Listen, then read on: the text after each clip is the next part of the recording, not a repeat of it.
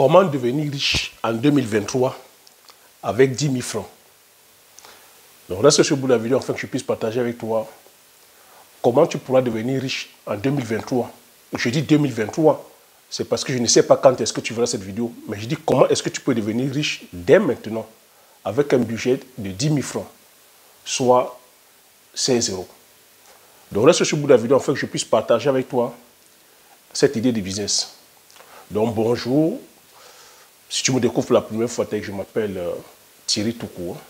Sur la chaîne, je parle d'entrepreneuriat, je parle de business, je parle d'agriculture et de l'élevage. Le but de la chaîne est ici afin de valoriser et de vulgariser les produits africains. Si j'ai créé la chaîne, c'est en fait de partager mes astuces et techniques business, de partager mon mindset, afin de t'aider dans tes réalisations, soit dans tes futures réalisations. Je suis entrepreneur agricole sur les spéculations telles que le poivre du Cameroun, comme nous appelons le poivre de Pinja, qui a reçu son label Indication géographique protégée en 2013.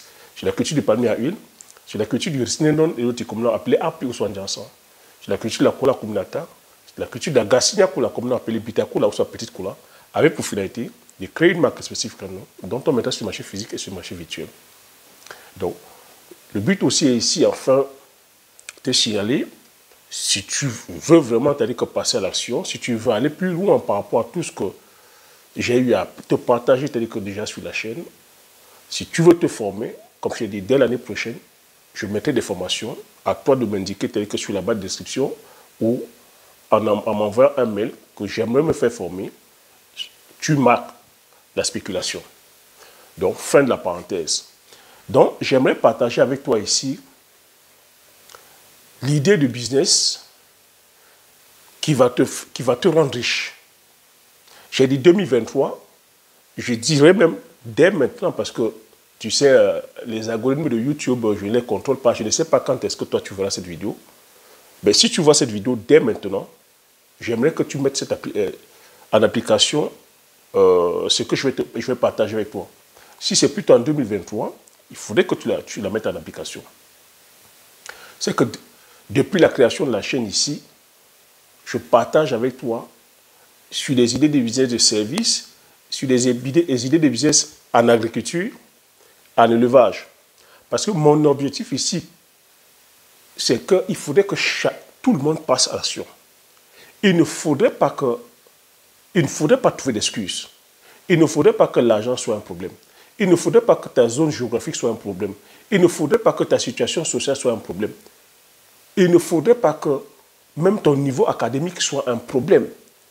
Il ne faudrait pas que ton genre, que tu sois un homme ou une femme, ce soit un problème. Que tu sois gros, mince, long. Le business, devenir riche, s'en fout de tout ça. Tu vois que tout ça, c'est des excuses.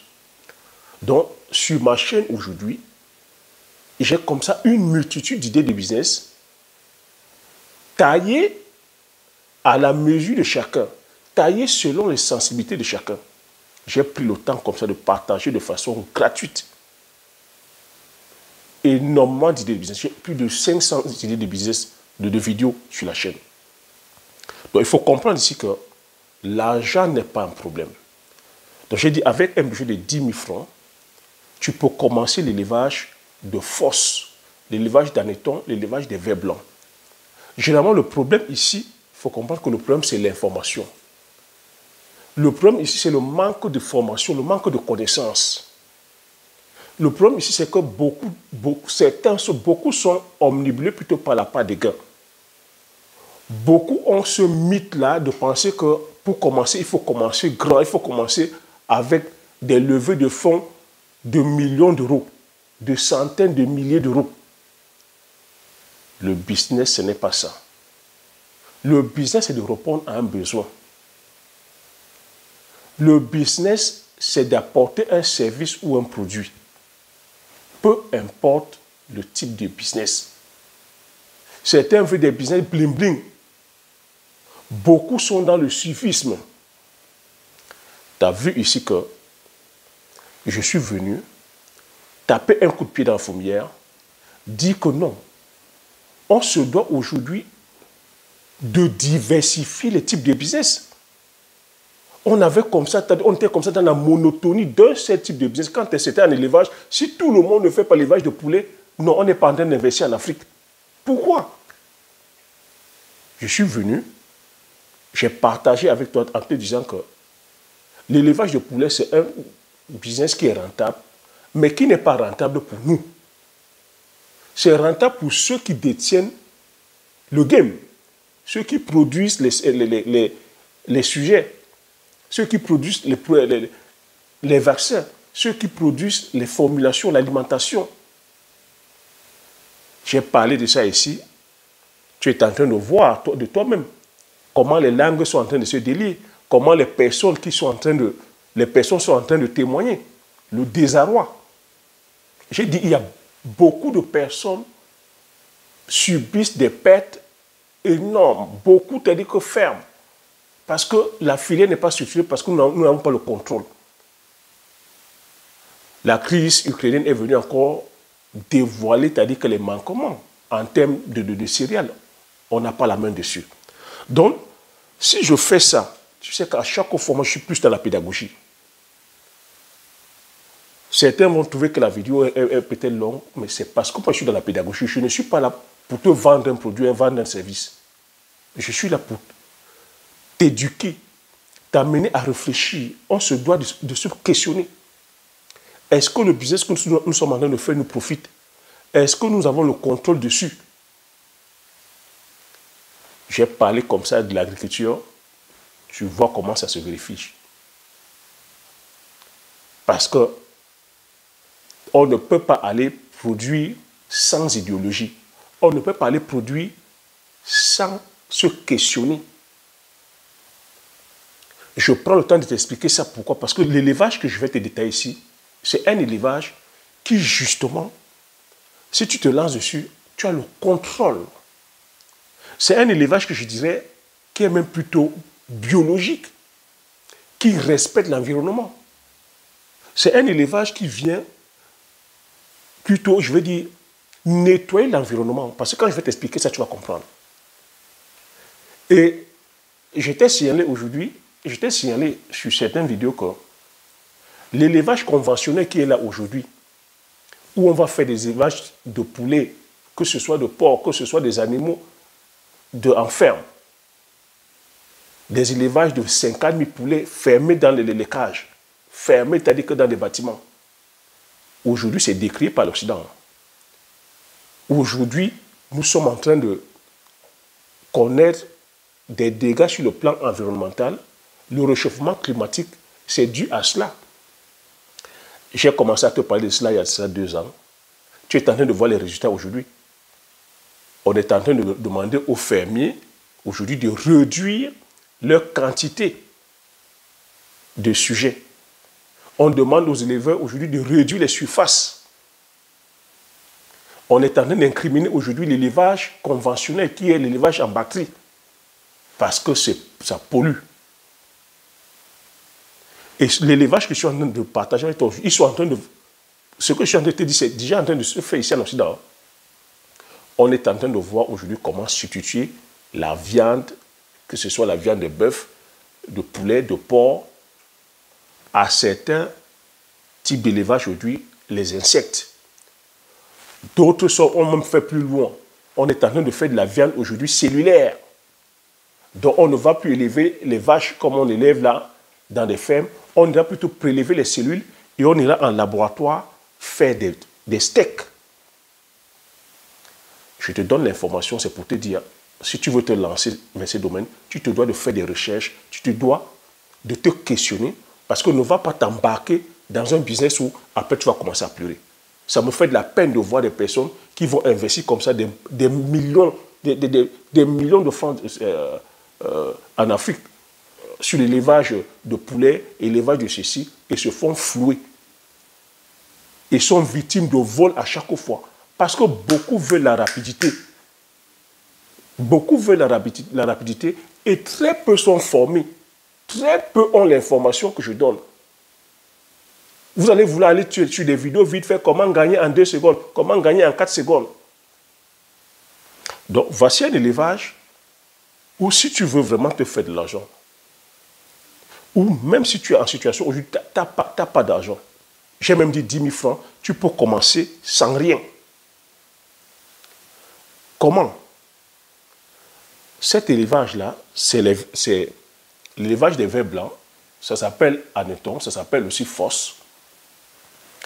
On trouve ces larves-là dans le raffia ou le palmier. Le palmier et le raffia, la zone de prédilection, c'est où? L'origine, c'est l'Afrique. Le palmier est partout en Afrique. Le raffia, c'est partout en Afrique.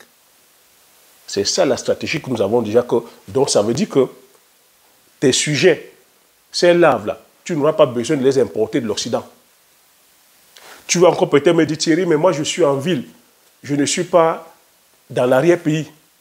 Quoique même aller dans l'arrière-pays, ça ne te coûte rien. Mais je vais encore te dire, j'ai la solution pour toi. Si tu peux aller dans l'arrière-pays, au village, pour toi qui es au village, toi qui es en campagne, ça se prélève dans les palmiers ou les raffias. C'est une fois on a vigné le palmier, on a extrait le vin de palme, qui est le matango, qui est le bangui. Ces larves-là commencent à se développer après 30 jours. Donc, le truc ici, c'est après 30 jours, lorsque le palmier a commencé déjà à se... Lorsque le tronc de palmier, parce que c'est dans le tronc de palmier, lorsque le tronc de palmier commence à fermenter, c'est là où les larves se développent. Donc, tu peux commencer à prélever tes larves après le 30e jour. Il faut que ça pourrisse. Ça pourrit donc. La larve va se développer comme ça 2 semaines. Tu peux venir prélever tes larves au bout de 3 semaines. Ou même au bout de 30 jours. Tu prélèves la larve. Donc tu prélèves la larve, c'est le ver blanc. Maintenant, comment est-ce que tu vas faire pour pouvoir développer, c'est-à-dire que ton élevage? Parce que 30 jours, tu peux prélever la larve jusqu'à 40 jours. Après 40 jours, le ver se transforme en insecte, donc sous forme d'escarabée. Donc tu as les escarabées femelles et escarabées mâles. Donc tu peux attendre que ça se transforme en insecte afin de pouvoir aller développer, c'est-à-dire que ton élevage. Donc comment tu vas faire pour reconnaître que c'est le mâle ou c'est le femelle? Le mâle, sur sa trompe, il y a un point noir. Donc tu vas donc rentrer à la maison. Quand j'ai dit le budget de 10 000 francs, les bassines, c'est pour acheter... Le budget de 10 000 francs, c'était pour acheter les petites bassines de 10 litres. Hein. Mais les bassines de 10 litres, naturellement, on les a déjà à la maison parce que ce sont des ustensiles du quotidien. Qu'est-ce que tu vas faire? La matière première, c'est quoi? C'est les épluchures de coco. C'est les épluchures de coco que tu vas prendre. Tu vas mettre dans la cuvette. Tu peux prendre le son de mil, le son de sorgho, le son de maïs, même certains tourteaux. Tu mets dans la bassine, tu mouilles, tu mouilles très bien. Tu mets ces insectes-là.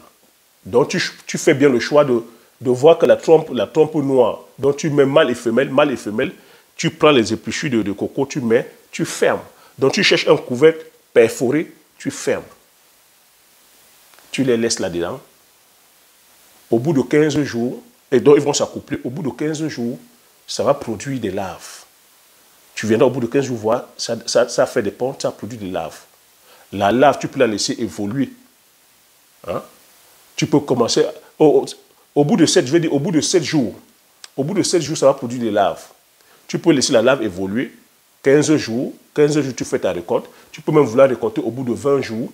Tu peux vouloir récolter au bout de 30 jours, parce que plus le temps passe, plus le ver grossit. Tu peux vouloir récolter au bout de 30 jours. Mais au-delà de 40 jours, tu vois que le ver se transforme en insecte. C'est comme ça que tu peux faire pour multiplier donc maintenant ton cheptel. Donc tu pourras comme ça acheter plusieurs bassines, faire des étagères. Tu vois que voilà un élevage qui ne te prend pas d'espace, qui ne sent pas, qui n'a pas d'odeur, qui ne fait pas de bruit, comparativement à d'autres types d'élevage tels que les poulets de chair. Ça ne fait pas de bruit. Tu n'as pas besoin d'avoir un gros bâtiment. Tu ne vas pas dépenser des millions pour le bâtiment. Personne ne viendra te voler tes sujets parce que c'est chez toi, parce que c'est dans un coin de la maison où tu surveilles H24. comparativement à d'autres types d'élevage. Et l'avantage là-dedans, c'est que, comme je t'ai dit, c'est des éboueurs. Tu vois que ça nettoie l'environnement. Tous les déchets de coco, de copra, de palmier, les sons de maïs et tout ça, tu vois que ça nettoie l'environnement. Et maintenant, les apports, c'est-à-dire que nutritifs, le verre est tellement riche. Le verre, sa constitution, c'est-à-dire que voilà, c'est composé de 62% d'eau. Tu as de la protéine, tu as des glucides, tu as des lipides, tu as des minéraux. Donc tu peux vendre le verre comme ça à l'état nature vivant. Tu peux aussi sécher le verre. Lorsque c'est séché aussi, c'est riche en calories. Donc on dit 100 grammes de verre séché contiennent 714 calories. Donc ce verre-là, c'est plus riche que la viande. Tu vois qu'aujourd'hui, avec tout ce qu'on nous vend comme réchauffement climatique, avec tous les dégâts que nous connaissons aujourd'hui sur les qualités telles que de la viande que nous mangeons, parce que ces viandes qui sont élevées de façon industrielle, de façon chimique, remplies de médicaments, on sait aujourd'hui que c'est ça qui nous rend malades. Alors que tu vois ce verre, tu l'élèves de façon naturelle, sans produits chimiques, sans additifs. Je dis que c'est un verre qui est conseillé pour des personnes qui suivent des régimes particuliers. C'est un aliment, c'est un médicament en même temps. Autre scoop aussi, c'est un puissant Viagra. C'est conseillé pour des personnes qui ont l'impuissance masculine. Quand tu manges ça, le massangal s'élève comme ça. Quand tu manges ça, en bas là, tu as dit que c'est Oyimei. En bas là, ça se lève. Donc c'est un puissant démarreur. Donc tu imagines un peu ça. Ce verre, l'anneton, plus le bitacola, c'est la magie seulement. C'est la magie seulement. Donc, et ça, tu vois que tu as le contrôle dessus ça. En termes d'alimentation, tu vois que ça ne te demande rien. Tu vas uniquement prélever les déchets de coco, les fibres de coco, les fibres de palmier, les songs de blé. Tu vois, tu es autonome sur le plan de l'alimentation. Une fois que tu as posé ça dessus, c'est bon, ils font le travail tout seul. Donc voilà ce que j'avais à partager sur ce business-là. Tu vois aujourd'hui que c'est l'information qui nous manque. Tu vois aujourd'hui que ce qui peut encore te bloquer, c'est de dire, hey, c'est les verts. Ouais. Moi, joli garçon de mon état, sans produit ghanéen. Moi, la belle fille du quartier, je vais aller faire l'élevage de force. Écoute-moi très bien. Un verre de force coûte 3000 francs CFA. Un verre, tu vois les verres, d'anneton, 3000. En période de soudure, le prix aussi. Et maintenant, si tu vas plutôt exporter, il faut comprendre que 1 kilo, c'est 30 € le kilo. Si tu vas sécher et tu vas moudre, parce que tu peux aussi transformer, tu peux moudre, le prix grimpe. Donc tu vois des fois que c'est l'information qui te manque des fois. C'est l'information qui te manque. Donc cherche plutôt la connaissance, cherche l'information. Et voilà, c'est-à-dire que le business ne soit pas omnibulé par j'ai des gros bâtiments, j'ai comme ça 10 000 sujets, c'est de se poser la question, est-ce que tu es rentable?